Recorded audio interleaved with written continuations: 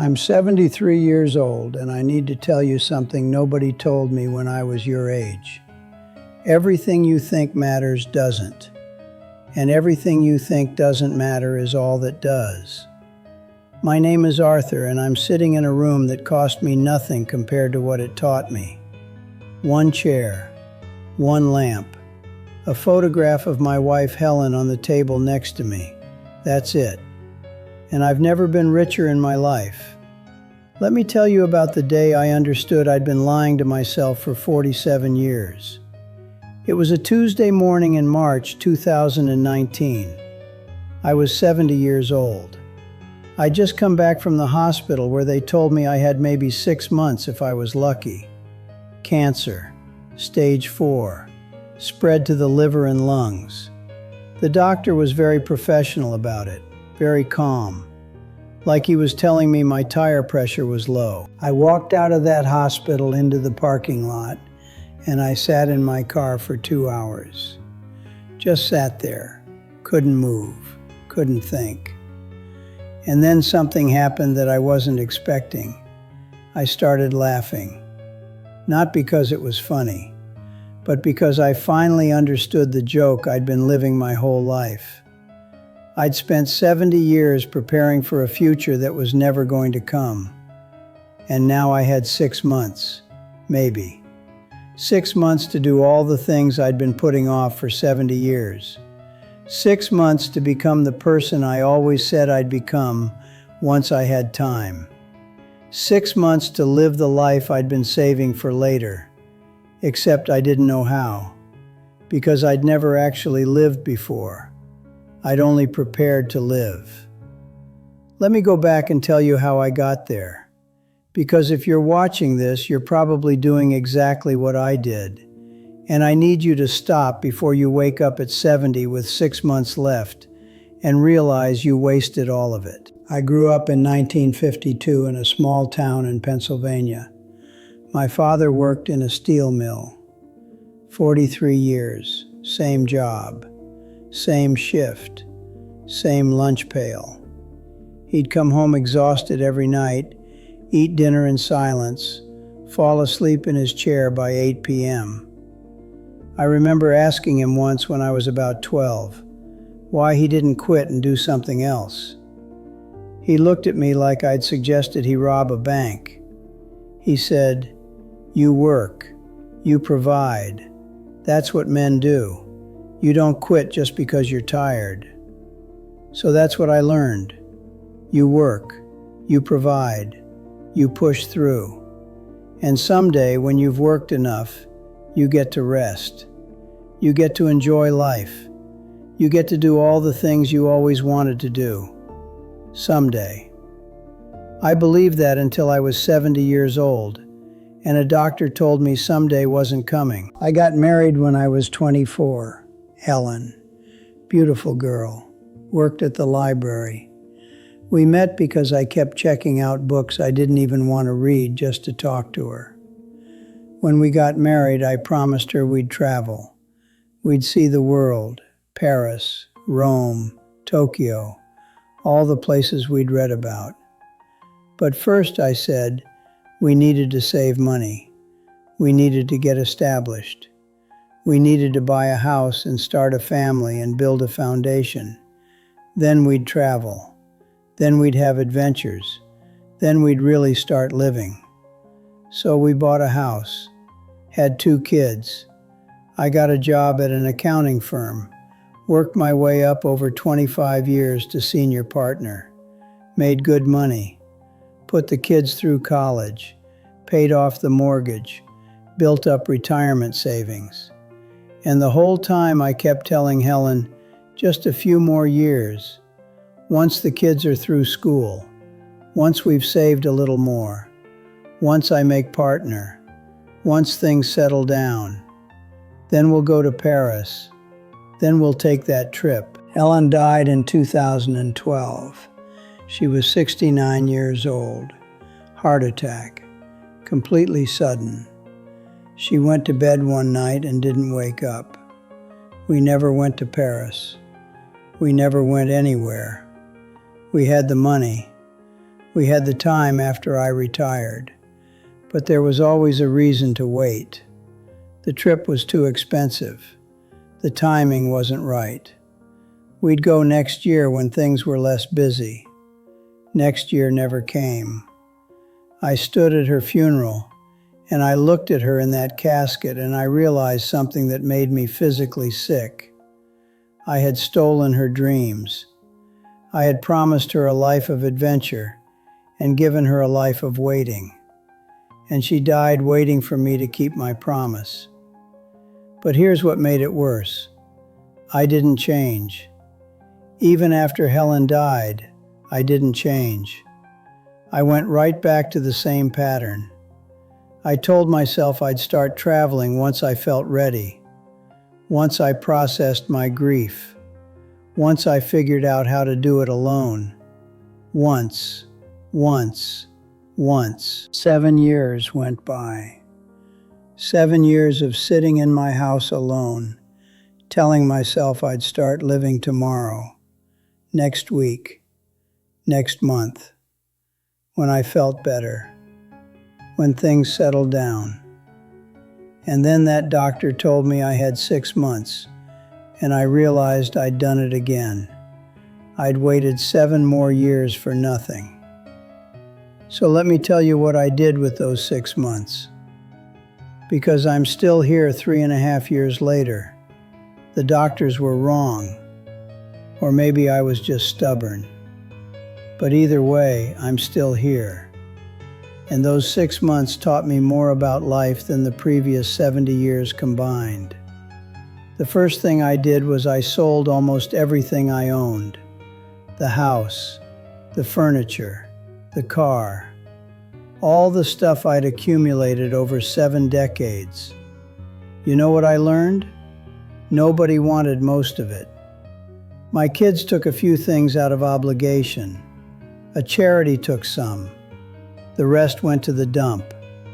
70 years of buying things, protecting things, organizing things, cleaning things. And it all ended up in a landfill. I moved into a small apartment, 1 bedroom, barely any furniture. And for the first time in my life, I felt light. I felt free. Because I finally understood that all that stuff wasn't security. It was weight. It was chains. It was an anchor keeping me from moving. The second thing I did was I got on a plane to Paris, by myself. 70 years old with stage 4 cancer, and I flew to Paris. I stayed in a tiny hotel room. I walked the streets for hours every day. I sat in cafes and watched people. I went to the Louvre and stood in front of paintings Helen had wanted to see. And I cried. I cried because it was beautiful. And I cried because Helen should have been there. And I cried because I'd wasted 50 years telling her we'd go later. But you know what else I felt? Alive. For the first time in decades, I felt actually alive. Not preparing to live, not planning to live. Living. I came back from Paris and I made a list. Not a bucket list. I hate that term. It's too cute for what I'm talking about. I made a list of lies I'd been telling myself. And then I started fixing them. Lie number 1. I'll reconnect with my brother once we both apologize for that fight we had 15 years ago. I called him. I apologized. Didn't matter whose fault it was. Didn't matter who was right. I apologized because I didn't have time to be right anymore. We talked for 3 hours. We've talked every week since. He's coming to visit next month. Lie number 2. I'll start writing that book I always wanted to write once I have more time to dedicate to it. I started writing every morning, 2 hours. Didn't matter if it was good. Didn't matter if anyone would read it. I wrote because I wanted to write. The book is finished now. 342 pages. It's terrible, but I wrote it. And I'm more proud of that terrible book than anything I accomplished in 40 years of accounting. Lie number 3. I'll tell my kids I'm proud of them once they achieve something really impressive. I called both of them and I told them I was proud of them, not for their achievements, for being who they are. My son cried. He's 46 years old and he cried because I'd never told him that before. I'd praised his accomplishments. I'd celebrated his promotions.